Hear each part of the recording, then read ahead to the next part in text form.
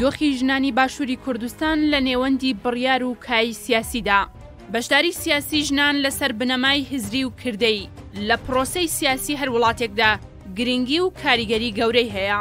ئەوە وێڕای خودی بەشداربوونەکە پرۆسەیەکی دیموکراتیە و یەکێکە لە بنەماکانی مافی مرۆڤ کە دەرەنجام بەشداربوونی لە پرۆسەکەدا ئاراستەی ڕەوڕەوەی بڕیار و بابەتەکان بە ئاراستەیەکی باشتر و بەرهەمدار و سوودمەندتر دەبات. بڕیارە لە 20 تشرینی یەکەم هەڵبژاردننی خولی شەشەمی پەرلەمانی هەرێمی کوردستان بەڕێوە بچێت. بۆ ئەو مەبەستەش 22 پارت و 2 هاوپەیمانی و زیاتر لە 7 کاندیدی سربەخۆ ناویان لە کۆمیسیۆنی باڵای سربەخۆی هەڵبژاردنەکانی عێراق تۆمار کردووە. ئەوەی جێی پرسیارە سەرباری هەبوونی سیستەمی کۆتای ژنان، بەڵام بەشداریکردنی ژنان زۆر کەمە و بەدەگمەن ژنێک بە سەرۆک لیستی بازنەیەک دانراوە. لە مێژووی هەڵبژاردنەکانی هەرێمدا بوونی بەشداری ژنان لە ئاستێکی کەم و لاوازدایە. لە هەمان کاتدا لە ئەجەندا و استراتیژ و پلانی کردەی هەریەک لە ناوەندەکانی یاسادانان و دەسەڵاتی جێبەجێکردن و تەنانەت حیزبە سیاسیەکاندا نەبووەتە جێی بایەخی جددی و هەنگاوی بەرچاو. پەرلەمانی هەرێمی کوردستان یەکەم هەڵبژاردننی بۆ پەرلەمان لە ساڵی 1992دا ئەنجامدا. لە شۆباتی 2009 یاسای هەڵبژاردننی هەرێمی کوردستان هەموار کرایەوە. لە هەموارە نوێیەکەدا کەمترین ڕێژەی یاسایی پەرلەمانتارانی ژن تیایدا لە 125 بۆ لە 133 بەرز کرایەوە.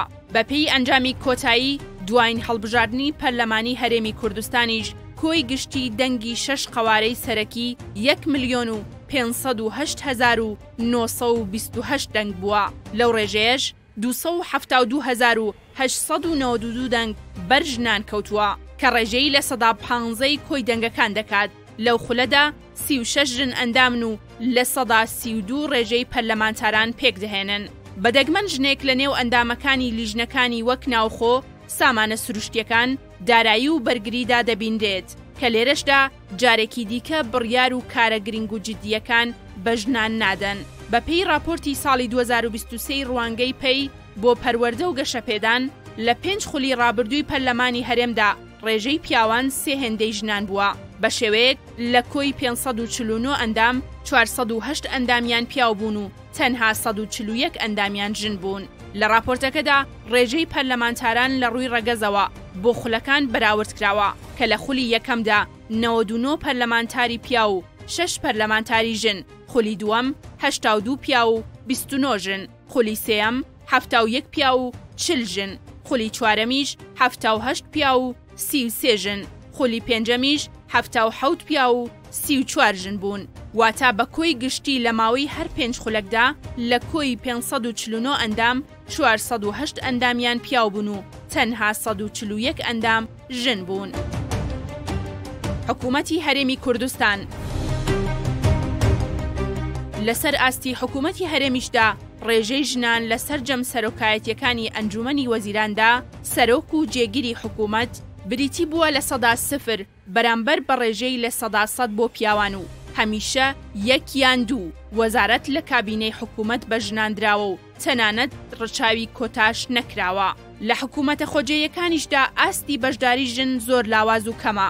لە کاتێکدا بەپێی یاسای ئەنجومەنی پارێزگاکان نابێت ڕێژەی ژنان لە 125 کەمتر بێت، بەڵام بە درێژایی مێژووی هەرێمی کوردستان هیچ پارێزگارێک ژن نەبووە.